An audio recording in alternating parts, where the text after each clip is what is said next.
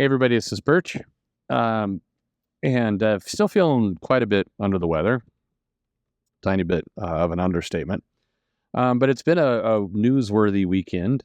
We got a attempted assassination to one of the presidential candidates, which I learned about in kind of an odd fashion. I was catching up with somebody, and they were the one to drop the news. So then I'm talking and kind of navigating feeling sick and looking up this news and all this kind of stuff simultaneously. Pretty crazy. Also, and I know this take has probably been delivered, all over the place and everywhere.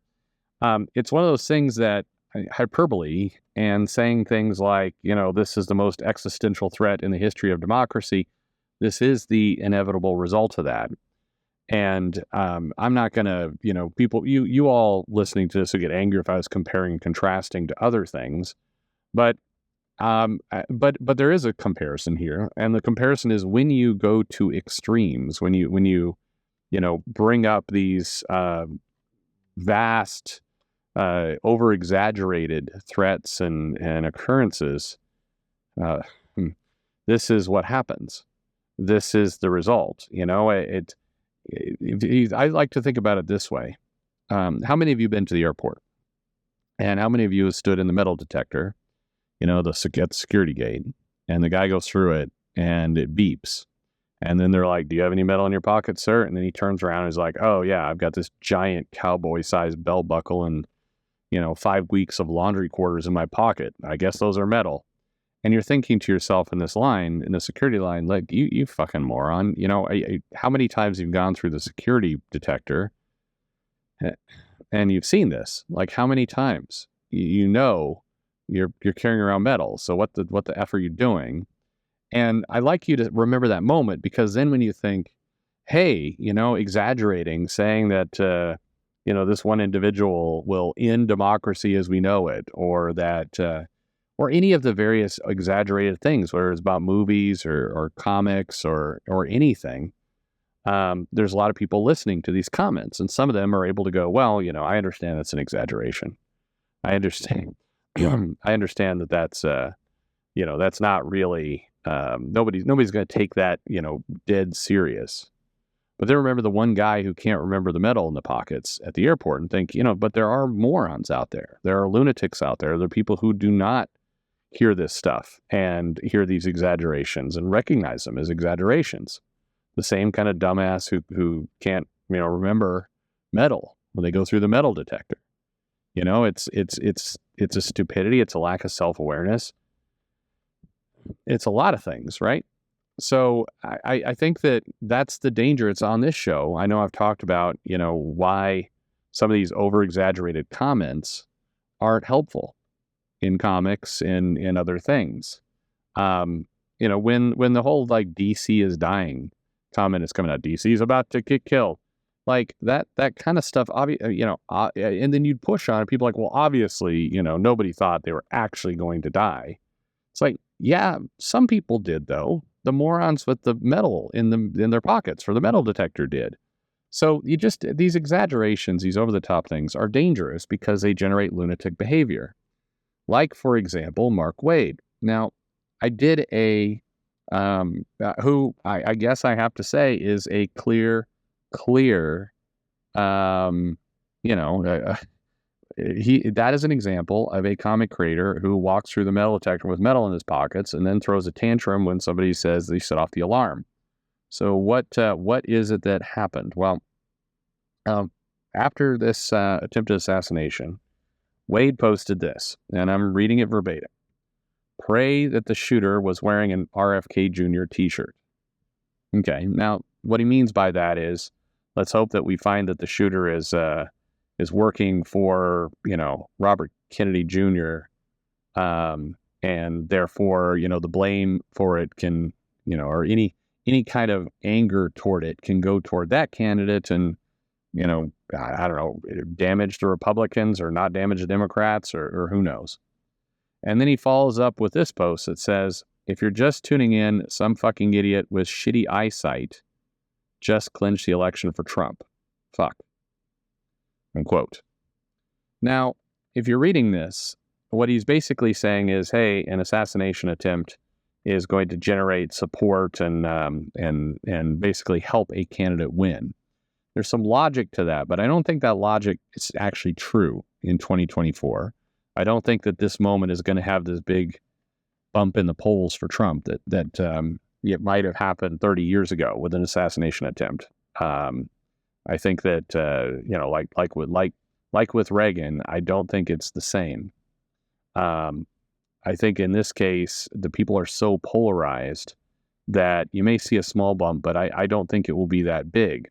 I also think, and by the time you hear this video, you'll know, Trump's likely to come out and say kind of, boast about surviving the bullet, which I get it on one hand, but that, you generally want to appeal to kind of humility in order to create the bump. I don't think it's going to create a bump. But basically, Wade's saying that because he got shot at, he's going to get a bump in the polls, and it's going to help him win the election. The other line in here, some fucking idiot with shitty eyesight. The shitty eyesight means he missed. It means if he had better eyesight, it wouldn't have been an attempt. It would have been a success. And that's the that's kind of the more disturbing part in all this of what he wrote. That's just a tasteless thing to write. So people jumped all over that, as they should. And Waid basically deleted those two posts and said, and again, this is he weirdly is defiant and doubles down. And this is a thing that, if you're DC, should cost him his job on the Justice League book he's likely to be on. Said, because right-wing lunatics and Comicsgate incels have made a campaign today of sickly twisting my condolences about yesterday's tragedy into claims that I cheer political violence, I have deleted my posts. I will not give them any fuel to spread their disgusting lies. My guess, and I would call this a highly, highly, highly educated guess, is somebody at DC, either a friend, another creator, or an editor, called up Waid and said, hey, complaining about the guy's eyesight and wanting to pin it on Robert Kennedy Jr. is bad. We're about to announce you formally for Justice League following this absolute power event you're also currently writing. You're very high profile for us in the moment. We can't have you out there saying, you wish the shooter had better eyesight. We can't have you out there saying that. You need to take that stuff down. And so rather than going, hey, yeah, you're right, my passions were inflamed, I'm a hardcore Biden supporter, and I hated the idea that this would help the opponent, but you're right, this was a step too far. I'm going to, I'll get that deleted, and, it's a good reminder. Instead of doing that, it became I'm going to delete it because I've been told to, and I'm going to blame it on the people I don't like, which is just kind of useless. Like, why? Like, again, for much like politics itself, comic books are pretty clear on you're either pro Comicsgate or anti Comicsgate. There's not a lot of, I guess there's pro Comicsgate, anti Comicsgate, and probably the biggest group of all have no idea what any of this stuff is, and it doesn't impact their regular comic buying day one way or another. But all this is just objectively negative. Now, I did that absolute power review, which is kind of why I'm commenting on this now. A number of you wrote me saying, hey, you need to comment this, you need to talk about this, why aren't you talking about it? And I was complimentary to Waid because the story was fine. It was doing a fine enough job. And it is. Absolute Power's, fine enough job, and Waid can put together a story, even if people don't like to hear that. He can. But this kind of stuff is self-destructive. It's an unforced error, and it's a very, a lot of you can, and I'm sure will, in the comments speculate on it being a tantrum and uncontrollable emotion and all the rest. But it's just, I'll say it from this perspective. If you're a comic company, you may agree with all this. If you're DC's editor group, and many of them are left-leaning, you may agree with every word of it, going, I wish the guy had better eyesight. I wish, we could pin it on the third-party candidate. I mean, there's lots of things here that you may be in complete agreement with, but there's the common sense element to say, yeah, this is not the kind of thing that we should be saying out loud. It's not healthy. It goes against, what what President Biden said about, bringing unity. Now, he's got his own issues for sure, as does Trump around this concept, but it's just not healthy.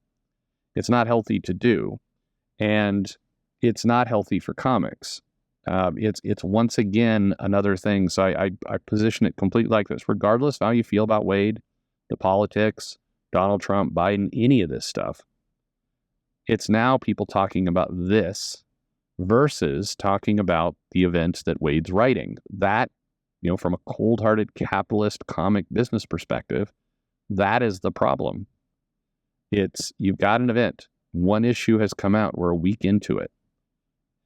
And you've already got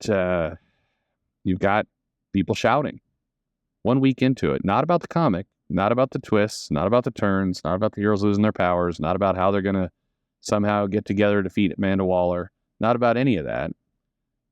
You've got people yelling about this completely useless tweet. Like that some rando like, Bill5467 on Twitter would write. Just like a Russian troll or a Ukrainian troll, whatever your politics are, like a troll, I guess my point. Why get into it? Why? There's no value. I talk on this show a lot about unforced errors. This is an unforced error. This is not about showing support to Trump or showing opposition to Trump. It's about being self-defeating. It's about taking an extreme. It's about being the guy at the airport with metal in your pockets, going through the metal detector. It's just, you should know better. This isn't, this is baseline. You should know better. This isn't advanced math. And I think, this will get twisted, like so many things. It'll get twisted and turned around and everything else. But it's not necessary. You take it from a comics perspective. It is the exact definition of an unforced error. It's the exact definition of there are plenty of problems happening in comics: cost, distribution, an artist getting sick, getting pulled off a book in the middle of a great run. Lots of things are happening that are, bad news and hard to avoid, or at least complicated to fix. This one, super easy to fix. That's the problem. Anyway, your mileage may vary. And again, not weighing in on the rest. This is, it's about politics, but it's not about politics. This is about a choice to write something, any logical person would know not to write, and then double down on it later by writing a response to it that is also not what anybody should write. That's our problem. Thanks for listening.